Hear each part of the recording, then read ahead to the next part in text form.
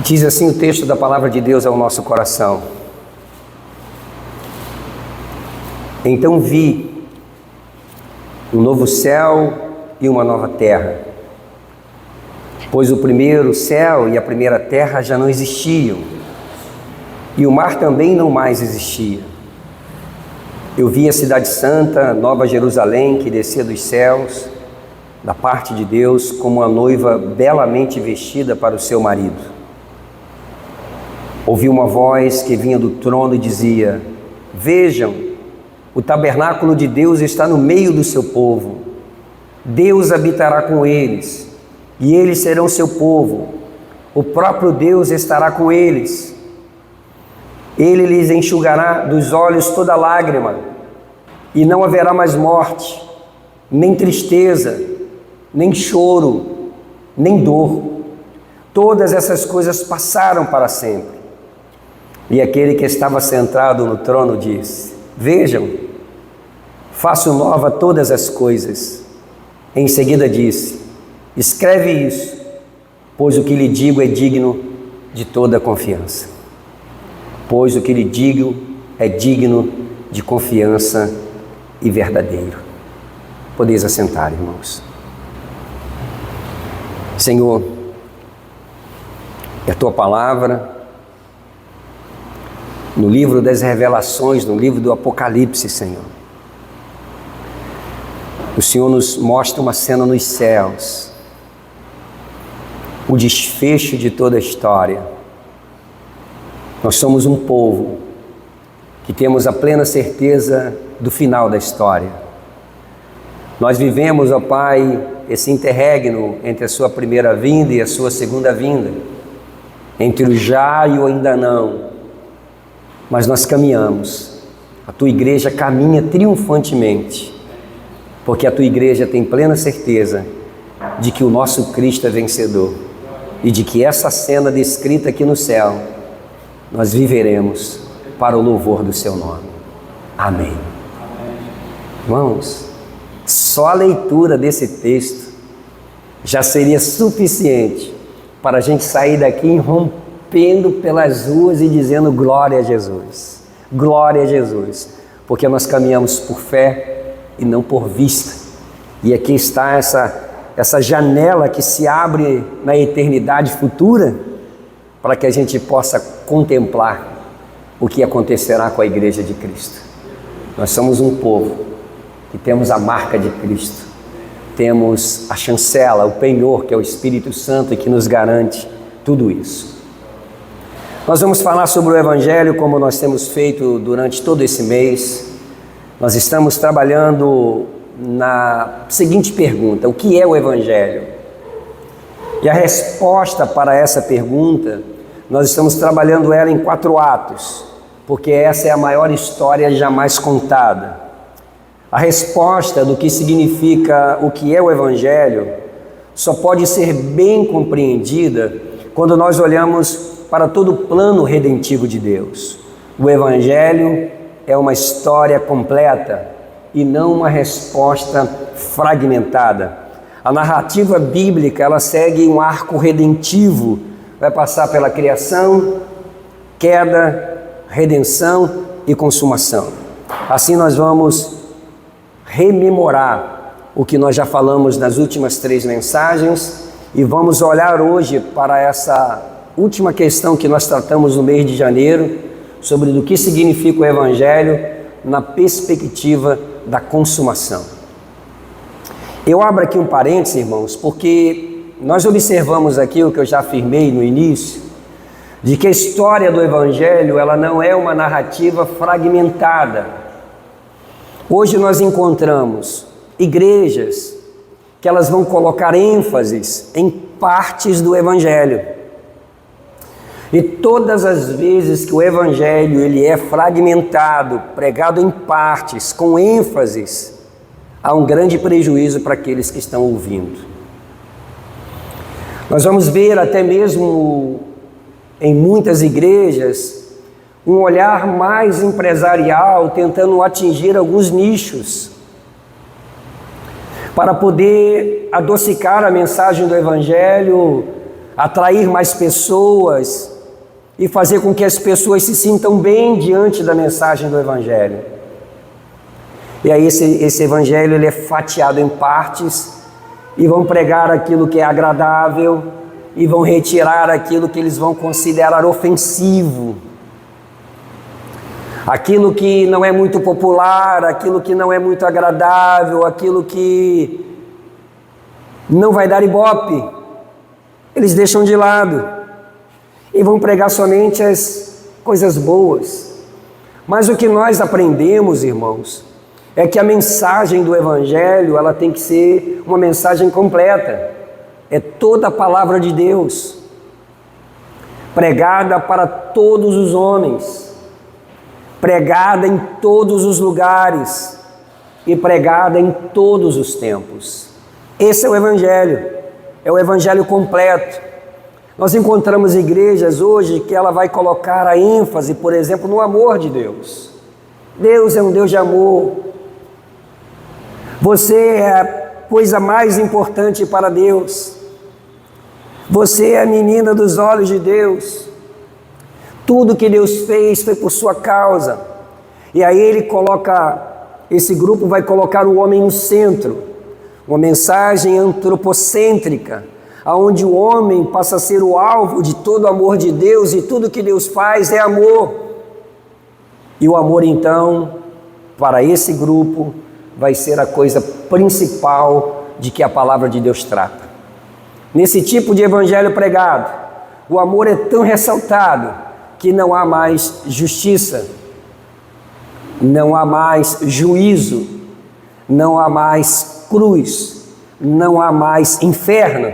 E aí tudo pode, tudo é permitido, um evangelho pernicioso, porque tudo é encharcado com o amor de Deus.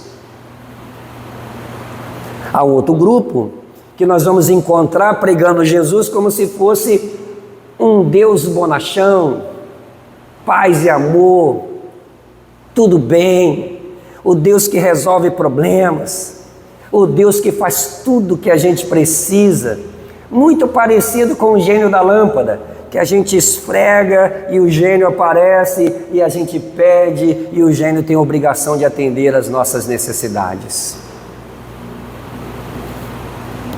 Há outro grupo muito interessado nas dificuldades financeiras dessas massas que estão passando por situações financeiras difíceis, que vai apresentar um Deus que é mais ou menos um banqueiro, um Deus que resolve todos os problemas financeiros. Você está duro? Vem para a igreja, planta uma semente que você vai ganhar 100 vezes mais. Ah, que investimento é esse? Nem Bitcoin te dá uma coisa dessa. Mas as massas são atraídas por esse tipo de mensagem adocicada, porém um pseudo-evangelho, um falso evangelho, um outro evangelho, que Paulo vai dizer que ainda que um anjo do céu venha pregar o outro evangelho, que ele seja anátema, maldito, porque não é o evangelho. Parece com o evangelho, mas não é evangelho. Então a resposta do que significa o evangelho tem que passar por essa história completa, toda a história. Primeiro domingo nós falamos sobre o que é o evangelho na perspectiva da criação. A criação nos mostra quem é Deus. Um Deus bom, um Deus santo, um Deus perfeito, criador de todas as coisas, que fez todas as coisas boas. No segundo domingo nós olhamos para a pergunta do que significa o evangelho na perspectiva da queda. Gênesis capítulo 3, quando o homem deliberadamente ele decide virar as costas para o seu Criador, viver uma vida completamente independente, viver uma vida completamente autônoma.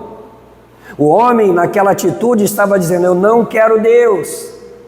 E nesse ato ofensivo, nesse crime hediondo, negando a Deus, dizendo que não queria Deus e que queria ser semelhante a Deus, queria ser o dono do seu caminho, o dono do seu coração, o homem entra debaixo da ira de Deus. E por entrar debaixo da ira de Deus, o homem entra numa enrascada colossal, universal, que não tinha como sair. Porque um Deus santo não pode habitar com o injusto. O Deus santo, perfeito, a justiça de Deus, a santidade de Deus, não pode conviver com o homem impuro, com o homem que pecou.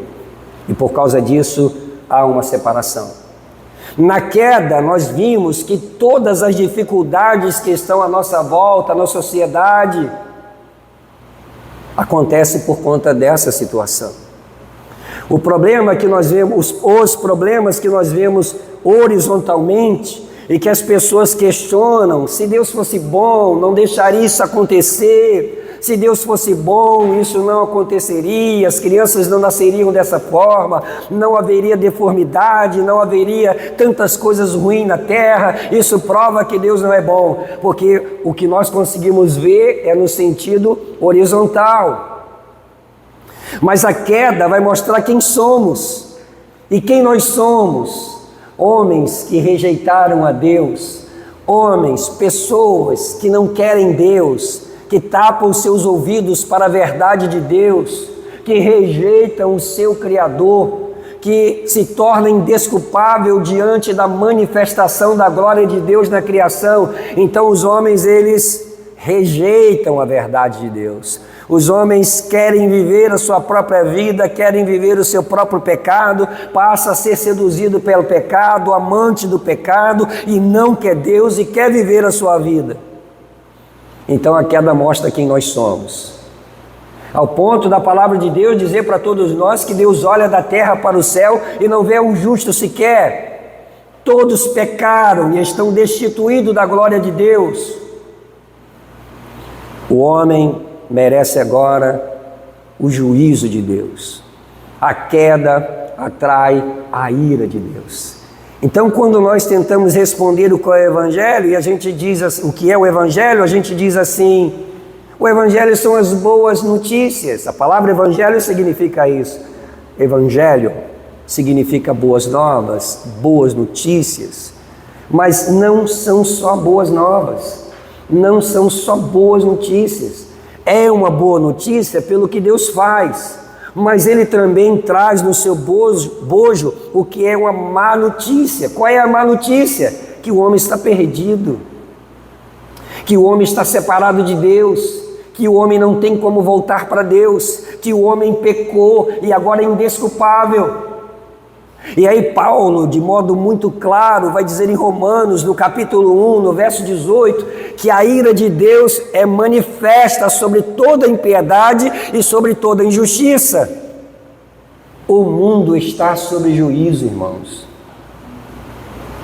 O juízo de Deus não virá no futuro, o juízo de Deus é no presente.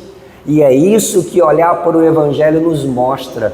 Sabe, quando a gente olha para a queda e aí entende o Evangelho, a gente vai entender assim: é uma boa nova de salvação para um homem que está perdido, para o homem que está debaixo da ira de Deus, para o homem que as suas obras agora são rejeitadas pelo Senhor. Não há como o homem voltar para Deus por boas obras, por religião, por vontade própria, porque agora ele está morto, espiritualmente o homem está morto, então ele não escolhe mais a Deus, ele não deseja mais a Deus, a sua vida espiritual foi morta ali no Éden, da queda, e o homem agora não deseja mais a Deus. Então a má notícia é: o homem está perdido, o homem pecou contra Deus, e o homem está condenado. Todos nós nascemos condenados, nascemos debaixo da condenação, tanto que a Bíblia diz que o salário do pecado é a morte, e todos nós morremos. No domingo passado, nós olhamos para o que significa o Evangelho na perspectiva da criação, da redenção. E a resposta ao significado do Evangelho, nós observamos que passou necessariamente pela redenção, porque o Evangelho, em sua essência, é o anúncio do agir decisivo de Deus em Cristo para resgatar, reconciliar e restaurar aquilo que foi perdido. Então a redenção vem nos mostrar o que Deus fez. Se a queda mostra quem nós somos, quando nós olhamos para essa pergunta sobre a ótica da redenção, a redenção vai mostrar para a gente o que Deus fez. A redenção vai falar sobre a iniciativa soberana de Deus. O Evangelho não é uma história da busca humana pelo Senhor, é o contrário. Antes, porém, é a busca de Deus pelo ser humano. É Deus quem vai na direção do homem que está perdido. A redenção vai nascer da vontade graciosa de Deus. Todos nós conhecemos o Evangelho de João, no capítulo 3, no versículo 16, que vai dizer para nós que Deus amou o mundo de tal maneira que Ele deu. Quem dá é Deus, a dádiva vem de Deus. É Deus quem dá, é Deus quem presenteia. Ele vai dar o seu Filho unigênito para que todo aquele que nele crê não pereça, mas tenha vida eterna.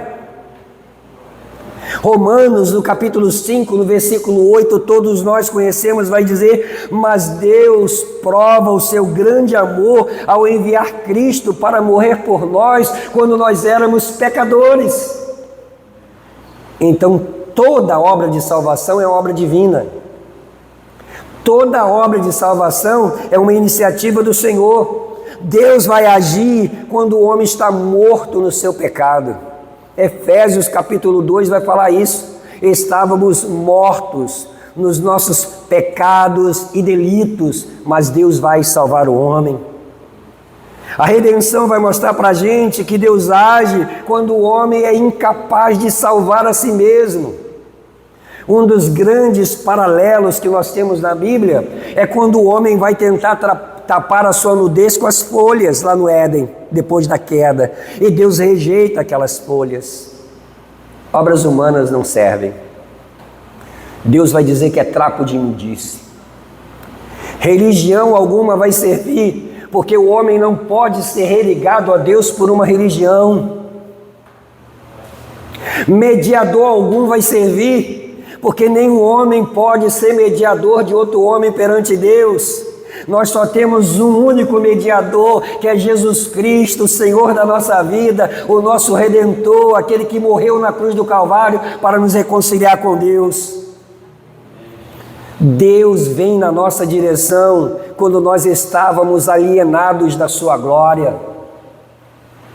Paulo vai dizer sobre isso: todos pecaram e estão destituídos da glória de Deus. Então o Evangelho vai nos anunciar, por meio da redenção, que Deus entrou na história para redimir o perdido, sem ninguém merecer. Nós não merecíamos, nós merecíamos o juízo e a condenação, mas Deus irrompe na história quando o seu Filho nasce. Deus nasce na nossa história. Deus nasceu no nosso coração. Quando é que foi o seu Natal? Eu tenho a exata lembrança de quando Deus irrompeu na minha vida. Eu me lembro exatamente do dia quando eu caí de joelhos, com mãos para o alto, chorando e entregando minha vida a Jesus Cristo, porque primeiro Ele se entregou por mim. O Evangelho então vai anunciar que Deus entrou na história para redimir o que estava perdido. A redenção, então, vai definir o conteúdo objetivo do Evangelho. O Evangelho não é apenas uma experiência subjetiva, irmãos, mas é um evento histórico e redentor. A Bíblia vai dizer que na plenitude dos tempos, nascido de mulher, Jesus Cristo vem e nasce e muda tudo, muda a nossa história. O Evangelho é uma experiência também redentiva, porque Jesus Cristo vem para salvar e buscar o que se havia perdido. É muito bonito quando nós olhamos para o Evangelho e nós vemos a Bíblia dizer que Jesus estava resoluto, caminhando em direção à cruz. Evangelho de Lucas, no capítulo 9, vai dizer que o rosto de Jesus estava resoluto e ele estava caminhando para o Calvário. Então, irmãos, nós temos certeza da encarnação, porque Cristo mudou a história. Nós nós temos um Cristo que vive uma vida de obediência. A vida de obediência de Cristo, irmãos, é uma vida perfeita. Por conta dessa vida obediente, nós temos um Cristo que, por meio da sua vida, ele se torna um sacrifício perfeito. Quem é que não se lembra, por exemplo, de João Batista? Quando João Batista, batizando as pessoas, olha para Jesus Cristo e diz: eis o Cordeiro de Deus que tira o pecado do mundo. Então, por conta, irmãos, por conta dessa vida perfeita de Jesus, por conta dessa vida de obediência de Jesus, ele pôde ser o nosso Redentor. Porque Deus só poderia aceitar um sacrifício que fosse perfeito. Isso é simbolizado, por exemplo, no Antigo Testamento, quando alguém que ofertara alguma coisa para Deus só podia ofertar um sacrifício que não tinha mancha, que não tinha mácula, que não tinha quebradura. Então isso representa que Deus só poderia aceitar um sacrifício que fosse perfeito. Por isso que a vida perfeita de Jesus é tão importante. O próprio Jesus chega diante dos seus inimigos e diz: quem me convence de pecado? E todos se calam. Então o Evangelho vai mostrar para a gente que a vida obediente de Cristo faz com que ele seja o sacrifício agradável a Deus. A justiça de Deus, ela é vindicada através do sacrifício de Cristo. Outra coisa que nós encontramos de modo muito claro, a cruz. Esse ato redentivo de Deus na história. A cruz de Cristo é uma realidade. Não existe, irmãos, fato histórico mais documentado do que a vida de Jesus. Nenhum outro expoente da história tem tantas provas cabais, escritas, fragmentos, manuscritos, livros do que Jesus Cristo. Então a cruz, que é comprovada no meio da história, é uma cruz expiatória, é um ato redentor em que Cristo voluntariamente morre em nosso lugar, no lugar de um pecador como eu, no lugar de um pecador como você. Ele toma o nosso lugar naquela cruz, é uma morte substitutiva, satisfazendo a justiça divina e reconciliando-nos com Deus. E outra coisa, tem outro fato redentivo que é muito comprovado também: a ressurreição.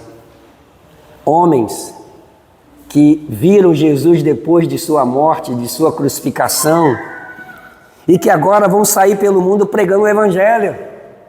Isso não pode ser algo mítico, não pode ser algo que não seja verdadeiro, porque aqueles homens vão morrer por essa história.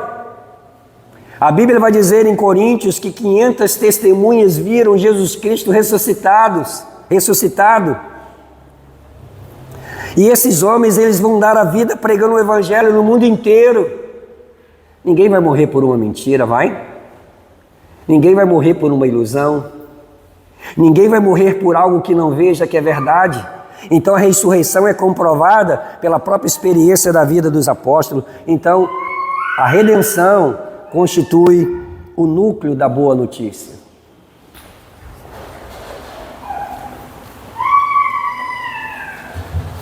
A redenção responde o problema da queda. A redenção é a resposta divina à realidade do pecado. Onde houve culpa, na redenção agora há justificação, porque nós somos justificados por Cristo. Nós somos justificados pela obra de Cristo. Onde houve escravidão, nós éramos escravos dos nossos desejos, das nossas paixões, da nossa carne. Aonde havia escravidão, hoje nós temos a libertação. É por isso que nós cantamos livre sou. Por isso que nós temos a certeza do sangue de Jesus Cristo, que nos purifica de todo pecado. Por isso que nós podemos nos achegar a Deus com o rosto descoberto, porque Jesus morreu para nos justificar e nos levar de volta para a sua presença. Onde havia morte, hoje há vida. Vivemos essa vida em Cristo. Paulo vai dizer que ele não vive mais, mas que Cristo vive nele. Cristo redime então da culpa do pecado por meio da justificação. Cristo, irmão, nos livra do poder do pecado pela santificação. O Espírito Santo habita em nós, santificando a nossa vida. Nós somos um povo santo, separado desse mundo para viver para a glória de Jesus. Cristo redime do destino final do pecado. Qual era o nosso destino? Condenação eterna. Qual era o nosso destino? Morte eterna. Mas Cristo vai nos redimir, porque agora nós temos essa esperança da glorificação. Então a redenção vai reconciliar o ser humano com Deus. O Evangelho vai anunciar paz onde só havia inimizade. E pela redenção nós somos agora reconciliados com Deus. O que nós estamos fazendo aqui nessa noite? Por que estamos aqui nessa noite? Porque nós adoramos ao nosso Deus. E por que nós adoramos ao nosso Deus? Por causa da obra perfeita de Jesus Cristo na cruz do Calvário. Fomos justificados, pois, mediante a fé, e agora nós temos paz com Deus. Outra coisa que a redenção vai nos ensinar é que nós fomos adotados na família de Deus. Gálatas vai dizer para a gente assim: mas quando chegou o tempo certo, Deus enviou o seu Filho, nascido de mulher e sobre a lei. Assim o fez para resgatar a nós que estávamos sobre a lei, a fim de nos adotar como seus filhos. E porque nós somos seus filhos, Deus enviou ao nosso coração o Espírito de seu Filho, e por meio dele clamamos: Abba, Pai. Agora você já não é um escravo, mas filho, e uma vez que é filho, Deus nos tornou herdeiro nele. Gálatas capítulo 4, fomos adotados na família de Deus. O Espírito Santo que habita dentro de nós faz nós clamarmos pelo nosso Pai, desejarmos o nosso Pai. E aqui ele vai usar uma palavra tão bonita, irmãos. Olha, nós éramos inimigos, fomos perdoados, justificados, santificados, adotados na família de Deus. E agora, estando na família de Deus, pertencendo ao próprio Deus, na família de Deus, a Bíblia vai dizer que o nosso coração clama pelo nosso Pai como Abba. E é a palavra mais intimista que existia no aramaico, irmãos. O Abba, que para o português, para a gente ter uma tradução mais próxima, seria papaizinho querido. O nosso coração agora clama por esse papaizinho querido, porque o Espírito Santo habita em nós. Restaurados à comunhão, então toda a obra de redenção nos faz voltar para o jardim. O Evangelho passa pela redenção, porque ele proclama que Deus em Cristo entrou na história para salvar, reconciliar e restaurar tudo o que o pecado corrompeu. O Evangelho, irmãos, não é apenas algo que deu errado, mas o que Deus fez em definitivo para consertar. Então, por meio da redenção, a nossa história é redimida. Por meio da redenção, a nossa história é consertada. E por fim, hoje, vou gastar mais um pouquinho de tempo, nós vamos falar sobre o Evangelho na perspectiva da consumação. E é muito bonito quando nós olhamos para o Evangelho sobre essa ótica da consumação, porque a resposta do que significa o Evangelho passa necessariamente pela consumação, porque o Evangelho não apenas anuncia o que Deus fez e faz, mas também o Evangelho anuncia para onde Deus está conduzindo a história. Sem a consumação, o Evangelho é incompleto. Sem horizonte e sem redenção, perde o seu alvo final. Então, a consumação revela o fim para o qual o Evangelho aponta. O Evangelho não apenas é uma solução para o passado. Deus nos libertou lá do passado, da nossa culpa, do que o homem transgrediu lá no Éden.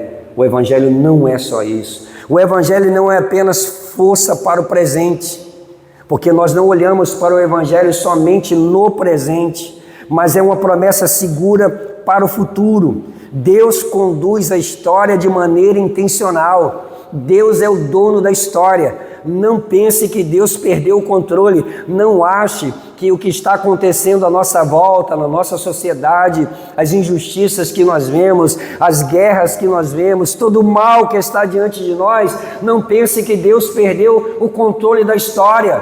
Deus, Ele é intencional e está conduzindo tudo para o fim. Apocalipse é muito claro, o texto que nós lemos, que é 21, do versículo 1 ao 5, que eu quero repetir para vocês novamente. Então vi um novo céu e uma nova terra, pois o primeiro céu e a primeira terra já não existe, o mar também não mais existe. Eu vi a cidade santa, irmãos, a nova Jerusalém que descia dos céus, da parte de Deus, como uma noiva belamente vestida para o seu marido. Eu ouvi uma forte voz que vinha do trono e dizia: vejam, o tabernáculo de Deus está no meio do seu povo, Deus habitará com eles e eles serão seu povo, o próprio Deus estará com eles. E olha que promessa magnífica que João está descrevendo para a gente. Verso 4: Ele lhes enxugará dos olhos toda lágrima, e não haverá mais morte, nem tristeza, nem choro, nem dor. Todas essas coisas passaram para sempre. E aquele que estava sentado no trono disse: vejam, faço novo todas as coisas. E em seguida disse: escreve isso, pois o que lhe digo é digno de confiança e é verdadeiro. Então a consumação, meus amados, dá pleno sentido à obra de Cristo. O que Cristo conquistou na cruz será plenamente manifestado na consumação. O que esse texto apronta para a gente é que a vitória já é garantida, ainda que não seja plenamente revelada, mas a vitória é garantida. A ressurreição de Cristo é o penhor do que acontecerá com toda a criação. Então o Evangelho não apenas aponta para a cruz, mas para o reinado final de Cristo. O que eu encontro na consumação é que Ele restaura plenamente a nossa comunhão com Deus. O alvo final do Evangelho é Deus habitando com o seu povo. Olha o que o texto diz para a gente: eis o tabernáculo de Deus com os homens. Aquilo que foi perdido no Éden será plenamente restaurado na consumação. Então o Evangelho, ele culmina não em um lugar, não é o céu, um espaço geográfico, mas na presença de Deus. Nós gozaremos da presença perfeita do Senhor. A consumação confirma o valor da criação. A esperança cristã não é abandonar a criação, mas é vê-la renovada, porque o texto vai dizer para a gente de modo bem claro: novos céus e nova terra. O nosso corpo será um corpo glorificado, o corpo será restaurado, a matéria será redimida, a história será julgada e restaurada. O Evangelho afirma que Deus não desiste do que criou. Imaginem, irmãos, toda a injustiça que nós vemos hoje, toda a corrupção que nós vemos no meio político, toda a corrupção que nós vemos na sociedade. A consumação, irmãos, vai fazer com que Deus seja glorificado, porque tudo isso será julgado. A justiça de Deus, ela é perfeita e Ele vai julgar todas as coisas. Então a consumação sustenta a nossa perseverança. O Evangelho, ele vai fortalecer a nossa fé no presente, sobre essa perspectiva do olhar para o futuro. Nós vivemos aqui no presente com dores, com fardos, com espinhos, mas a Bíblia diz que a glória futura é muito maior do que as tribulações do presente. Então, quando eu olho para essa vida cristã, entendendo que haverá um dia que eu estarei com Ele, então isso me encoraja a uma vida de santidade. Isso sustenta a minha esperança na hora do meu sofrimento, porque eu sei que não vai terminar aqui. Isso dá sentido à missão, porque nós sabemos que o nosso Cristo voltará. Nós vivemos hoje à luz daquilo que ainda não é plenamente revelado. É o que na teologia nós chamamos de já e ainda não. Nós temos já a vida eterna, nós já temos a presença de Deus, mas ainda não gozamos disso plenamente, porque nós vamos gozar na consumação de todas as coisas. Então, Romanos 8:18 vai dizer assim para a gente: considero que o nosso sofrimento agora não é nada comparado com a glória que há de nos ser revelada mais tarde. O Evangelho é boa notícia porque o fim da história já foi escrito, irmãos. O fim da história já está definido. Nós somos o único exército que caminha na face da terra com a certeza da história final. Creia nisso. E Ele é glorioso. O fim da história é estar com Deus. O fim da história é não tem mais lágrima. O fim da história é não tem mais sofrimento. O fim da história é não há dor. E muito mais do que tudo isso, o fim da história é estar para sempre na presença de Jesus Cristo. Amém? Ore comigo, querido. Curve sua cabeça e ore comigo. Senhor, essa história que o Evangelho nos conta, um Deus que nos salva para novamente estar em comunhão com Ele. Um Deus que no presente nos abençoa tanto, mas que a palavra de Deus vai dizer que se nós esperássemos por Cristo somente nessa vida, nós seríamos os mais miseráveis dos homens. Nós aguardamos, ó Pai, a sua volta. Nós estamos na expectativa do Senhor voltar ou de nós nos encontrarmos com o Senhor. A tua palavra diz que nós somos peregrinos e forasteiros. E o nosso coração não está aqui nessa terra.